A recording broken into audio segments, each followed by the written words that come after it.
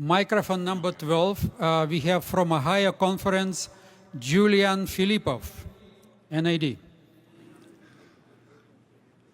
Mr. Chair, I move to add to the agenda a review and discussion of the 2015 General Conference AdCom statement encouraging immunization, specifically the claim that Adventist health message is grounded in peer-reviewed scientific literature, in addition to the Bible and the writing of Ellen White.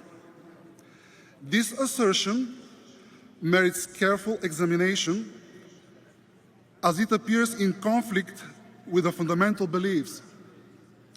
Belief 22 affirms that the Adventist health message is a matter of doctrine, while the introduction of our fundamental beliefs clearly states Seventh-day Adventists accept the Bible as their only creed, a position that is further affirmed in belief number 1, and then in belief 18, we affirm as the spirit of prophecy as a reference point for our beliefs. In light of all these principles, I respectfully urge that this issue be given a thoughtful and prayerful consideration. Otherwise, we are on our path to repeat history, and in particular, I'm thinking of the Catholic Church, the Eastern Orthodox Church, who turned the tradition of people into holy tradition. Nowadays, our society is turning to scientism as our human tradition. Let's keep the Bible and the spirit of prophecy as a foundation of doctrine. Julian, it would help if you would formulate your motion in one sentence, please. I move to add to the agenda a review and discussion of the 2015 General Conference AdCom statement encouraging immunization, specifically its claim that the Adventist health message is grounded in peer-reviewed scientific literature in addition to the Bible and the writings of Ellen White. We go now to Amir Al-Haddad, Delegate at Large, GC, microphone number 10. Thank you, Mr. Chairman. I am the Religious Liberty Director for the Southern Union Conference. And I'd like to just speak to the motion that's on the floor in regards to all that religious liberty has done in this church for our church members that is not being talked about when we talk about this amendment. I've been working on vaccine accommodation issues since 1995. That is 30 years as of this year. And even without a written statement, it was an unwritten understanding within the church that Adventism did not reject vaccines from a denominational standpoint. When the vaccine statement came out in 2016, it was made absolutely no impact on the accommodation results that flowed through my office. None whatsoever. Until the pandemic, from 1995 until 2021, I had never had a vaccine accommodation refused. And during the pandemic, we only had 3 cases out of hundreds denied, and 2 of them were denied before they ever made it to my office. Since the development and the deployment of the vaccine in 2021, we've done almost over 300 cases alone. We have not turned our backs on any sincere religious objection from the church's point. We even continue to help people that we disagree with because religious liberty gives you the right to hold a different personal belief. We didn't stop doing that during the pandemic. My colleagues across the North American division didn't stop doing that, and we continue to do it even this week. If a church statement was all it took to resolve an issue, then everybody in this room would have a really good life. Sorry, the time is out, but our translators are asking everyone who will speak to the amendment, if you could state very clearly, it will be easy for them to translate if you speak for the amendment or against it. So if you could just finish telling us. Okay, yes. Even though we have a church doctrine on Sabbath accommodation, this doctrine doesn't keep our church members from having accommodation problems. And I don't think that changing this statement will have any impact on accommodation for vaccines. We've still had very good results, and if all it took was a statement from this church to be a predicator to the world's response, it is really only a good soundbite for those who have abandoned a spirit of unity in this church. Thank you, sir. Thank you very much. All right, thank you. We are now discussing the amendment, and I have 3 speakers who wishes to speak. Microphone number 1, Niklas Rantanen, Trans-European Division. Thank you, Mr. Chair. I'm a layperson myself, and I speak in favor of a bottom-up organization where the regular members and the regular grassroots employees can bring forward good ideas and initiatives, and they are listened to and considered seriously. And I think the GC could do more to make available channels and processes more transparent. Not only to explain how items can be sent towards the Executive Committee for consideration to be added on the agenda, but also to show at which step of the way certain initiatives were stopped and why. That could help us avoid these situations where complicated, intricate, and even controversial matters that are requiring careful study, consideration, and preparation are brought directly to the session. If there is no other channel, they come up here. So in the future, we could look into making the channels more visible and transparent. But in any case, and based on what I just said, I do speak against accepting the amendment, because the issue would need to be studied and prepared very thoroughly before placing it on the agenda. And same probably goes for any other amendments that we're about to hear. Thank you. Thank you, Niklas. Now we go to microphone number 10, Bangwata Sikwa Ramabu from GC Delegate at Large. Thank you, Mr. Chairman. I think I'm very much in line with the speaker who just spoke now. I want to speak against this amendment on 2 points. The first point is what he has already stated, that something like this needs to be studied very hard before we can come and discuss it here.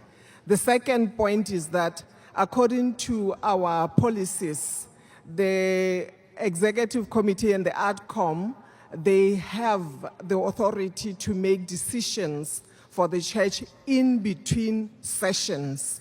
Now, I'm troubled if we were to come to a situation whereby the decisions that are taken, we have to bring all of them back to the floor.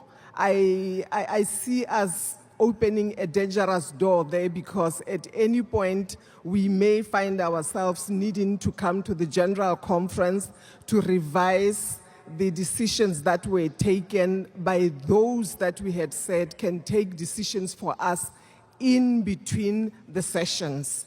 But having said that, I want to appreciate very much what he said as his preamble, the previous speaker, to say that possibly we need to revisit how we process a number of decisions to go all the way to the Executive Committee or the ADCOM, so that we run away from the risk of people feeling that they were not represented adequately. But I do speak against making this amendment now, Mr. Chairman. Thank you very much. Thank you very much, and both of you have been heard. And I think there is space for us to really make known the processes, how you could really get more involved. We have actually worked out a process and voted by the session for the fundamental beliefs. And something like this probably would be very helpful for church members and delegates to know ahead of time if they would like to raise something. But we have heard you and we will follow up on it. Thank you very much. The next speaker is microphone number 2, Georgia Kenny, South Queensland Conference, SPD. Thank you.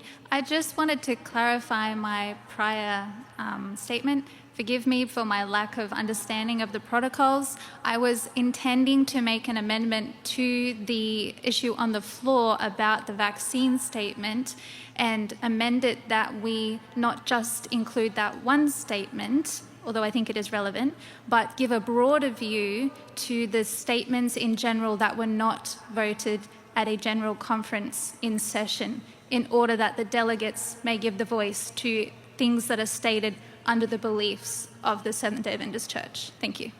Thank you very much. But it goes much broader from beside the current amendment. So it would be much cleaner for us to solve this one before we go to another one.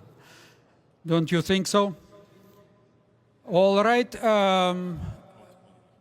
Elder Wilson wants to speak, please. Thank you, Brother Chair, and I hope you can hear adequately. Some people have had little trouble hearing everything said, especially from the floor. I think a little bit of explanation for our delegates is in order, and this will certainly take more than 2 minutes. The challenge that we have faced with some of the items that have come up is that there has been a tremendous amount of misinformation circulated. Coming out of COVID-19, there were a lot of concerns and difficulties that people faced. And we sympathize with people. Some people lost jobs, some people lost their lives. I think we can all agree COVID-19 was a very difficult time. However, out of that particular setting, the General Conference issued a reaffirmation of the statement that was made in 2015. 2015 statement had nothing to do with COVID because we didn't know COVID existed. The statement and the way the amendment to the motion has been phrased would somehow indicate, and this is a highly misinformed view, I have to tell you, it in some way insinuates that the General Conference has now put science above or equal to the Bible and the spirit of prophecy. I have to tell you that is unequivocally false. We have never done that. In fact, let me read to you the actual portion. It's a very short statement in 2015, but I'll read a portion so that you will understand. The Seventh-day Adventist Church places strong emphasis on health and well-being. The Adventist health emphasis is based on the Bible, the inspired writings of church co-founder Ellen G. White. Now, that's what it's based on. It goes on to say, and is informed by peer-reviewed scientific health literature. In no way does the Seventh-day Adventist Church put scientific information, peer-reviewed scientific information, above the Bible or the spirit of prophecy, or even equal to those? Absolutely not. The case in point about how peer-reviewed scientific literature informs us. Let's use the example recently, or in the last few decades. Scientific information has indicated to us that a little bit of alcohol or wine would be good for your heart. Seventh-day Adventists have unequivocally disagreed with that because it does not connect properly with the Bible or the spirit of prophecy. Just recently, scientific literature has now come out saying no alcohol is good for you. We completely agree with that because it agrees with the Holy Word and the spirit of prophecy. Now, in that statement in 2015, certainly 3 times, if not 4 times implied, was that this was your choice. We advocated vaccinations. Many of us cannot travel around the world without vaccinations. Typhoid, cholera, yellow fever, whatever it might be. We simply reaffirmed in 2021 that the recommendations about vaccinations were in order. You know, unfortunately, some people have badly misled others to say that the church mandated that you had to have a vaccination. Completely false. All of these were simply recommendations. You can choose it or not. In the reaffirmation statement in 2021, 16 times in the document, it says it's your choice, essentially your choice. In fact, I will read to you what was put in all capital letters, block letters, in that reaffirmation of 2021.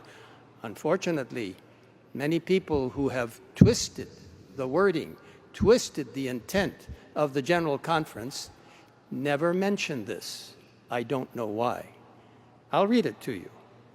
Capital letters, all capital letters. The decision to be immunized or not is the choice of each individual and should be taken in consultation with one's health care provider. Personal research on the subject is important. We ultimately rely on following biblical health practices and the spirit of prophecy, and following God's leading in our lives, which will bring us peace and assurance in our decision-making. The General Conference, the World Church, never mandated anything. Even at the General Conference headquarters, we asked our employees, either you take the vaccination or you get tested on a weekly basis and show the results to our health officials. In terms of a statement that the General Conference makes, or different organizations, I have a long list of statements that have been made over many years by General Conference Executive Committee, by the Administrative Committee, by Spring Meeting, which is the Executive Committee, or Annual Council, which is the Executive Committee, as well as the Administrative Committee. The Executive Committee, as was pointed out by one of our delegates, and thank you for that, is the organization, the entity that cares for the church between General Conference sessions.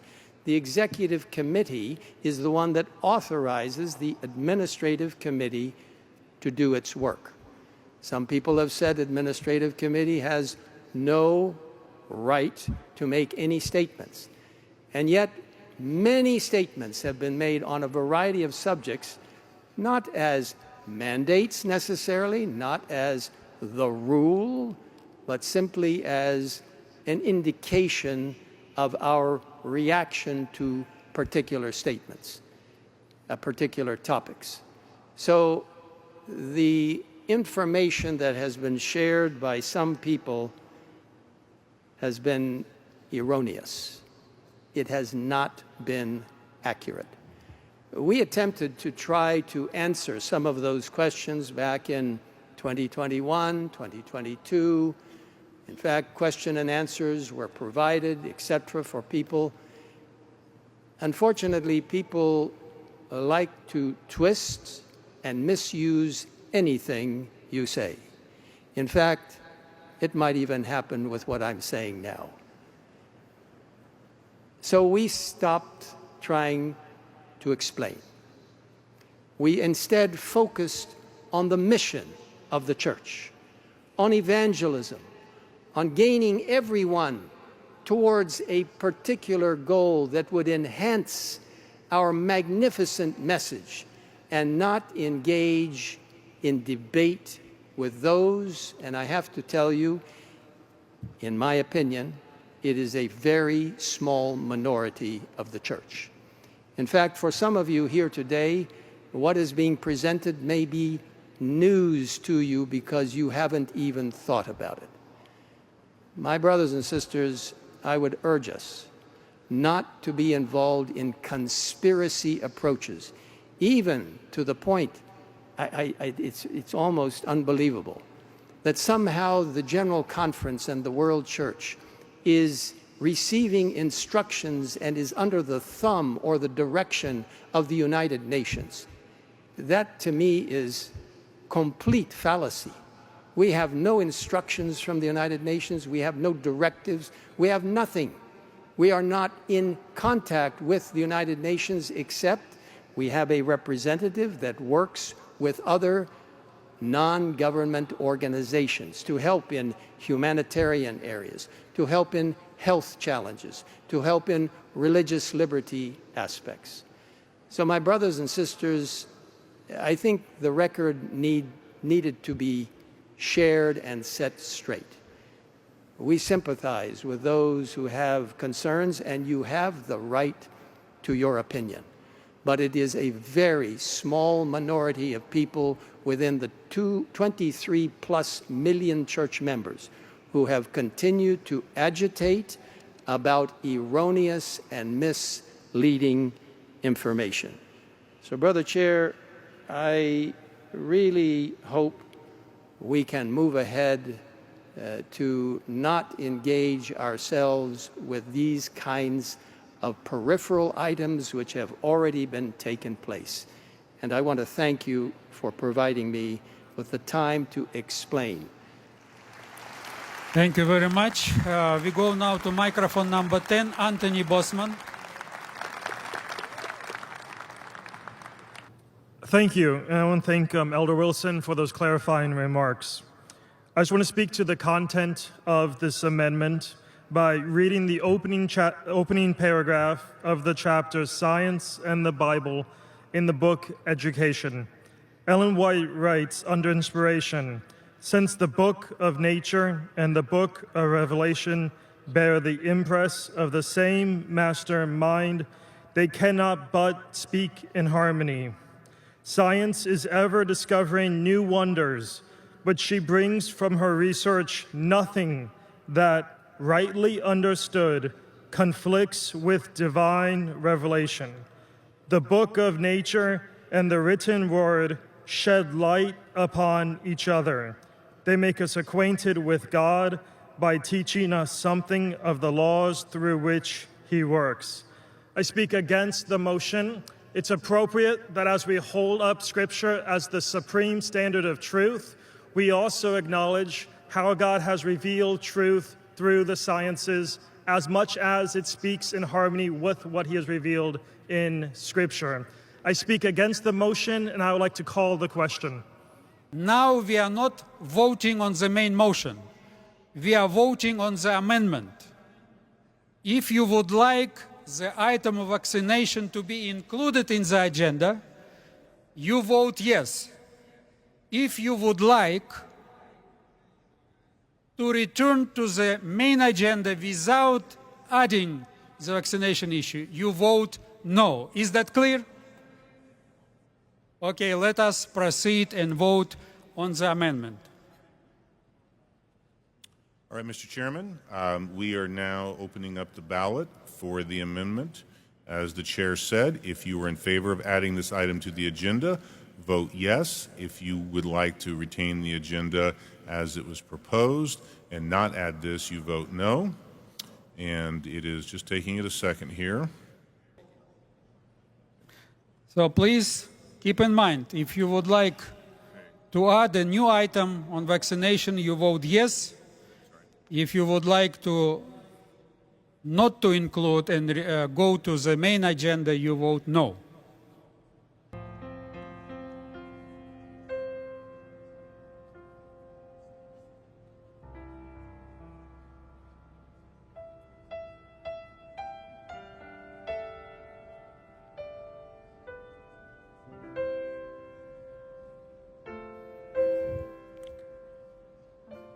All right, let us finish the voting process and close the vote.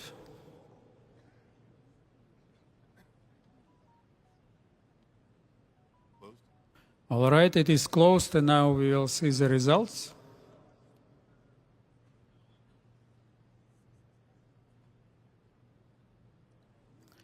So you see the result. Thank you very much. We are moving now to the main motion to approve the agenda as it was presented.